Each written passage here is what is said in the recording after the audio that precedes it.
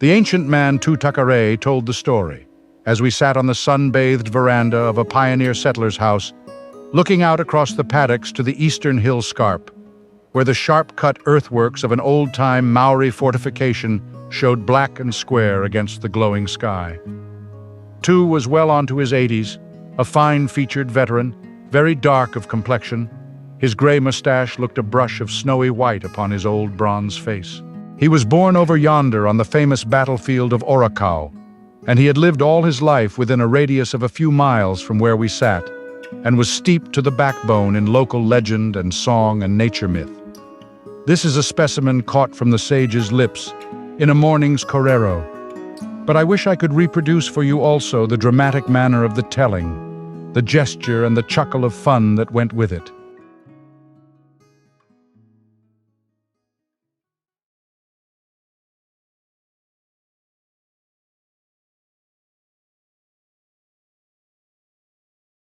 Yonder fern-grown fort of our ancestors, began the old man, is by name Otautahanga. Let us call it Otau for short. Long ago it was crowded with people, and the slopes around it were covered with food gardens, and it was a famous place throughout the land. For it was Ngāti great stronghold, so strong that it was impregnable. No enemy foot was set within the parapets of Otau. At any rate not while its god, the Narara, lived in its cave down yonder, in the valley below the southern cliff face of the Pa. And that is what I want to tell you, the tale of our ancient guardian, the strange Narara, whose name was Takere Piripiri. Now let me explain what the Narara was like, my Pakeha friend. It was like a Tuatara lizard in appearance, but very much larger. It was an enormous reptile.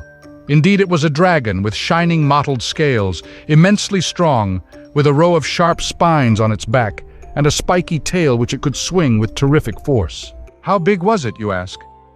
Well, I think it must certainly have been as long as from this veranda to that cabbage tree at the front gate. How long is that? Yes. Well then, it was perhaps 20 feet long, perhaps more. As for girth, why, it was thicker through than any living man you or I have ever seen, and I have seen some extremely fat ones, and women too. Its eyes were about the size of our tin pannikins, and full of fire, and its rows of teeth were bigger and sharper than the teeth of the greatest shark. Now you know what this Narara of ours was like. As for its dwelling place, there is a hole down there by the side of a quickthorn hedge on the farm, the dip below the Pa, that is the mouth of Takere Piripiri's cave. There is another putanga, or entrance to the cave. It is on the top of the cliff over there, a hole 4 or 5 feet wide at the top, but much bigger below. This is where the dragon was accustomed to emerge on sunny days and lie basking on the hilltop by the trail side, watching the passers-by and the work of the village. Now this Narara of ours was really a mild-mannered, kindly dragon, in spite of his so terrible appearance. He was the guardian of the Pa, and indeed he was a kind of god in himself, for he protected the Pa from all harm by his presence. War parties sometimes attempted to surprise and storm Otau Fort in the night, but always they were hurled back with great slaughter, for Takere Piripiri was against them. And at that time of which I speak, the people made much of the dragon and treated him with exceeding great respect. He was the Mokai, or pet of the head chief of the Pa, and every day the chief sent his people with food for the big creature, so that he might rest contentedly there and not be tempted to stray away to some other tribe in search of sustenance, for even godlike dragons require food, and in thus carefully feeding Takere Piripiri, the chief my ancestor showed good sense, did he not? Well, there was one kind of food of which the Narara was extremely fond, and that was cooked tuna, or eels. The streams and swamps were full of tuna, and so the chief had no difficulty in supplying Takere Piripiri with all he required.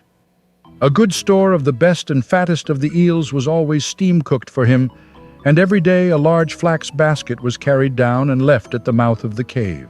Now, it happened one day that the old chief's servants being busy at work in the fields, he bade his 2 young grandchildren, a boy and a girl, fill a basket with choice eels, which had just been taken from the hangi, or earth oven, and carry them down to the mouth of the dragon's cave.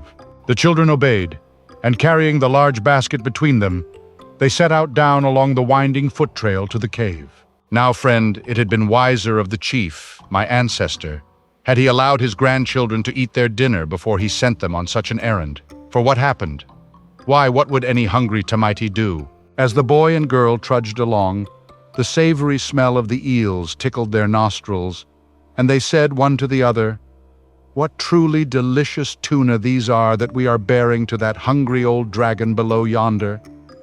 And they paused a while to gaze with longing eyes on those eels, and then from gazing they fell to taking up one and tasting, and from tasting one they passed to eating ravenously of the fattest tuna.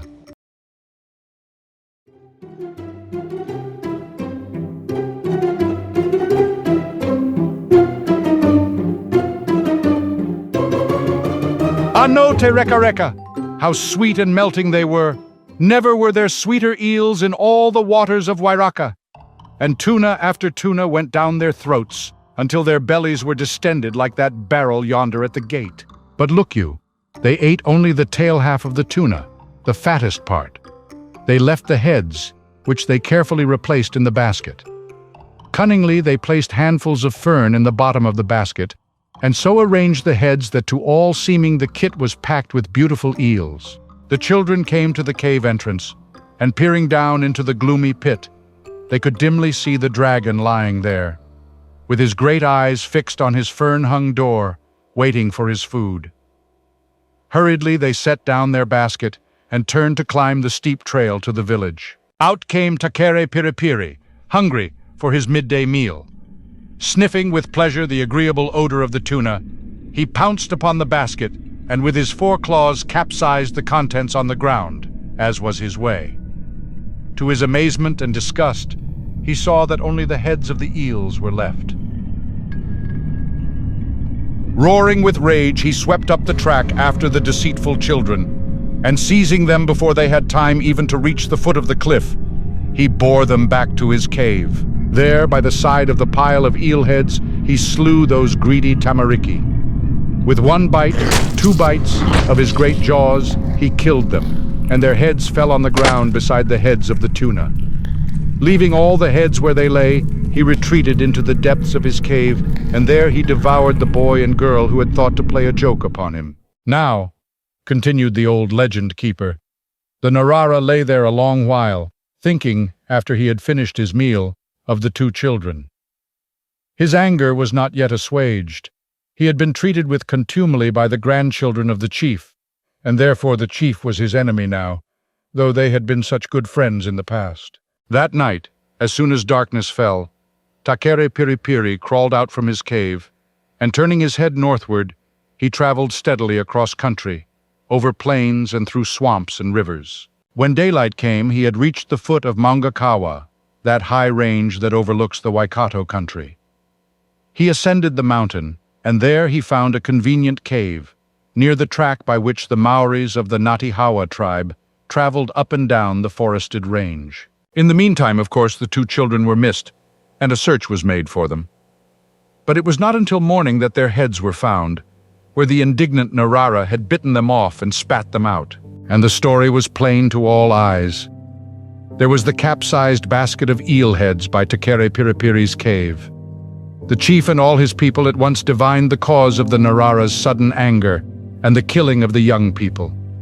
And though they sorrowed greatly, yet they did not blame the Narara heavily after all. They agreed that it was exceedingly wrong of the children to have robbed the tribal pet of his meal, and they could understand his anger.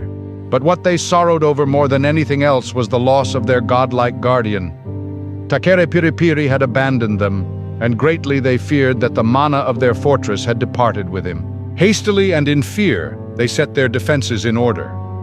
But it was not long before it was proven to them in blood that their pa was no longer impregnable. They were assailed suddenly and in great force by an enemy war party. Maybe that tribe had heard of Takere Piripiri's migration.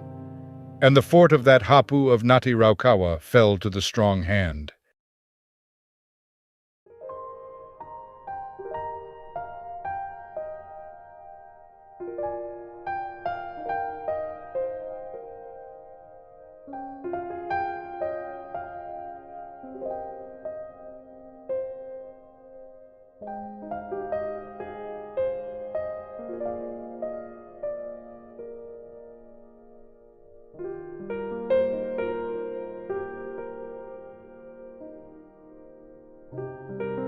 So ended the old man his moving tale of the dragon of Ngāti Raukawa.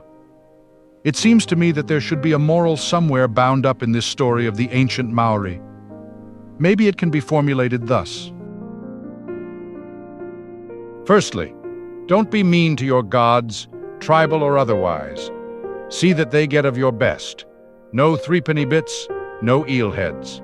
Secondly, don't take liberties with even the most good-natured of your friends, lest peradventure they turn and rend you.